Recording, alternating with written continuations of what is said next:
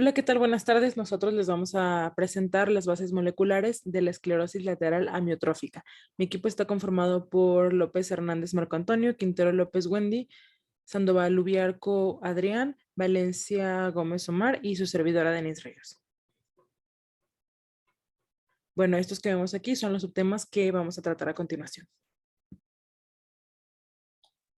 Comenzando por pequeños datos de antecedentes, fue en 1869 cuando el neurólogo Jean-Martin Charcot describió por primera vez la esclerosis lateral amiotrófica, caracterizada por un deterioro de las neuronas motoras. Esta enfermedad también es conocida como la enfermedad de Lou Gehrig por un famoso beisbolista quien también la padeció. Como definición, la esclerosis lateral amiotrófica es una enfermedad neurodegenerativa progresiva que puede llegar a ser letal y que afecta a las neuronas motoras tanto superior como inferior. Estas nos van a afectar clínicamente en los movimientos, el habla, la respiración y la deglución de quien la padece. La enfermedad es inexorablemente progresiva y puede llevar a la muerte ocasionada por una parálisis respiratoria y tiene una mediana de supervivencia que va desde los 3 hasta los 5 años, desde su diagnóstico. Hablando de la incidencia y prevalencia, a nivel mundial se tiene una tasa calculada aproximada de un 1,75 por cada 100,000 habitantes. Y en cuanto a tasas en hombres, va de 1 en cada 350 hombres y de mujeres de 1 a 400. Epidemiológicamente, hablando de manera genética y molecular, podemos clasificarla de acuerdo a dos formas, a si es esporádica o si es familiar.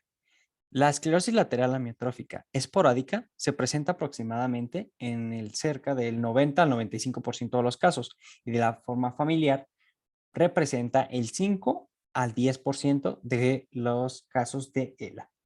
Las formas esporádicas se observan más en los continentes europeos y en la ELA-F o familiar tiene una gran asociación a genes pleiotrópicos que se han descrito diferentes tipos de herencia y los genes más frecuentes están asociados con la SOD1. Un metaanálisis también evaluó la frecuencia de otras variantes genéticas que estaban relacionadas a la ELA, donde se destacaron, además de la SOD1 que ya se mencionó, está la C9ORF72, la TART-DBP y la FUS.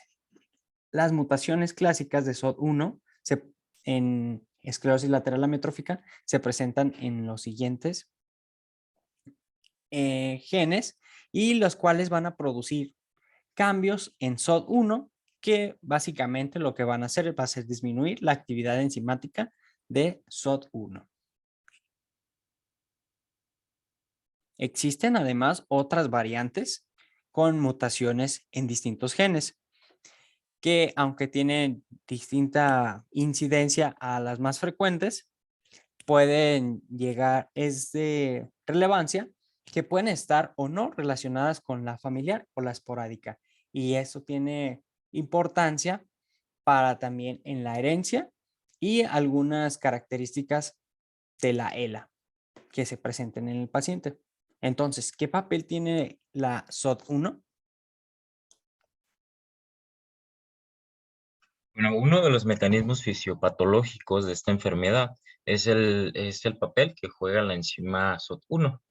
Esta enzima está producida por el gen SOD1, propiamente dicho, y esta cuenta con 9.310 pares de base y cuenta con 5 exones. Como se menciona anteriormente, pues este gen va a codificar para la enzima llamada superóxido dismutasa, y esta se encuentra principalmente a nivel citoplasmático de las células. Se encarga principalmente de catalizar el superóxido más el óxido nítrico y esto nos va a resultar en un anión peroxidado. Este anión peroxidado nos va a generar radicales libres muy tóxicos, los cuales al final de cuentas el HO y el NO2 nos van a estar generando una neurodegeneración debido a una acumulación excesiva de radicales libres. Al final de cuentas, esto va a terminar en la muerte de las células. La expresión de SOT está ampliamente en neuronas motoras, en interneuronas, en neuronas sensoriales de la médula espinal. El patrón que tiene esta enzima es puntiforme, sobre todo en las porciones motoras, en las porciones sensitivas de los núcleos de los nervios craneales, asimismo en el soma, en las dendritas proximales y en los axones terminales. Todo esto culmina en que se ha demostrado una mayor expresión del gen SOT1 en los pacientes con ELA, lo cual se traduce al final de cuentas en muerte celular y en toxicidad. Estos mecanismos se explican un poquito más a detalle adelante. Bueno, en cuanto a las moléculas que intervienen, los polimorfismos genéticos en genes de susceptibilidad, existe la apoliproteína E.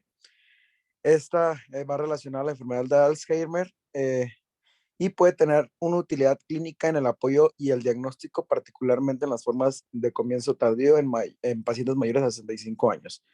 Y existe la proteína SMN, esta va a ser la que codifica el gen y este gen es responsable de la producción de la proteína de supervivencia de neuronas motoras. Ambas copias de este gen están mutadas, lo que da la disminución de la proteína SMN.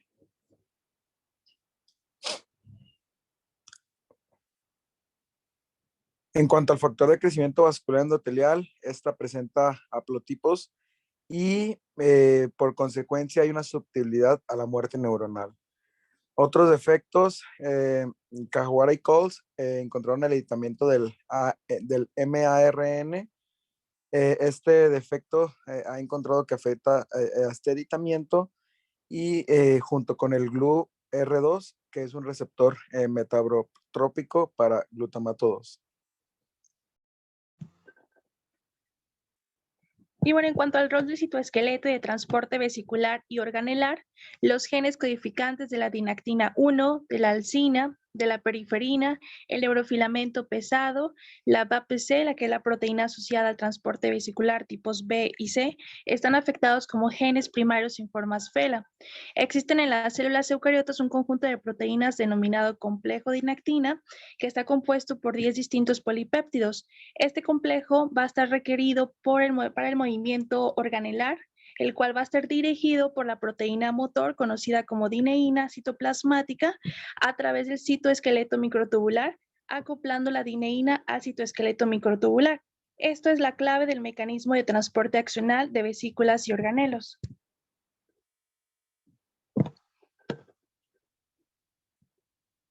Y bueno, algo importante es que la huntingtonina, proteína codificada por el gen involucrado en la corea de Huntington, y la proteína HAP1, proteína asociada a huntingtonina 1, formarán un complejo con la dinactina 1. Este complejo específicamente aumenta el transporte del factor de crecimiento denominado factor neurotrófico derivado del cerebro, el BDNF.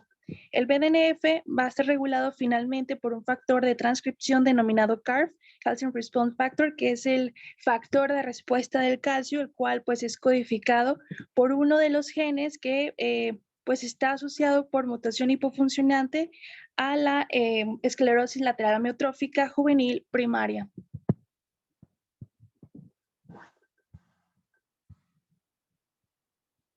Y bueno, por otro lado, la alcina es una proteína que codifica para un factor intercambiador de nucleótidos de guanina, que es específico para la proteína G monomérica RAP5. RAP5 es fundamental para la dinámica endosomal y por ende, pues para el tráfico vesicular, lo que nos hace entender que un daño génico en la alcina va a generar disfunción motoneuronal. Y bueno, en el caso del neurofilamento pesado y la periferina, las mutaciones le van a conferir capacidad amiloidogénica, lo cual va a producir o disparar una apoptosis.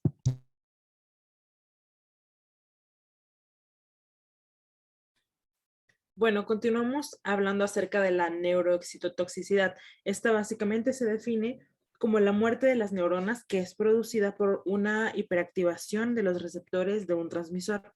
La relación que existe con los pacientes que padecen ELA es que, bueno, estos pacientes poseen niveles altos de glutamato, como ya se mencionó anteriormente. El glutamato es un neurotransmisor y la liberación excesiva de este neurotransmisor provoca daños en el sistema nervioso. Es decir, que la sobreestimulación de los receptores de este glutamato permite que los iones de calcio en grandes cantidades ingresen a la célula, que al mismo tiempo pues activa una serie de rutas de destrucción en la misma célula.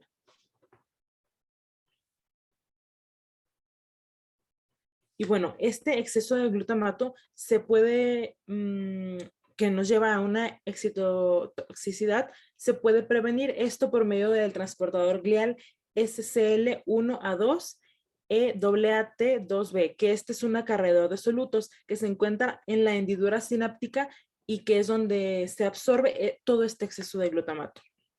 Entonces, de manera general, pues la neuroexcitotoxicidad genera apoptosis por medio de la muerte FAST, que regula la expresión del óxido nítrico a través de la no sintetasa isoenzima neuronal. Y bueno, de manera general, el pronóstico de estos pacientes es malo debido a que estos pierden la capacidad de desenvolverse. Su mortalidad es del 50% después de los 18 meses de su diagnóstico y solamente 1 de 4 pacientes sobrevive 5 años después de que se le diagnostica este padecimiento. El fallecimiento suele estar relacionado más comúnmente con fallos respiratorios. La esclerosis lateral amiotrófica es un ejemplo de enfermedad humana donde factores genéticos y ambientales van a coexistir. Es interesante cómo en ella los diversos campos de la patología contemporánea, como son los radicales libres, la inflamación, amiloidosis, la apoptosis, van a converger en el entendimiento de que la biología y la patiobiología de esta entidad van a permitir el funcionamiento normal y anormal de las células neuronales en su entendimiento.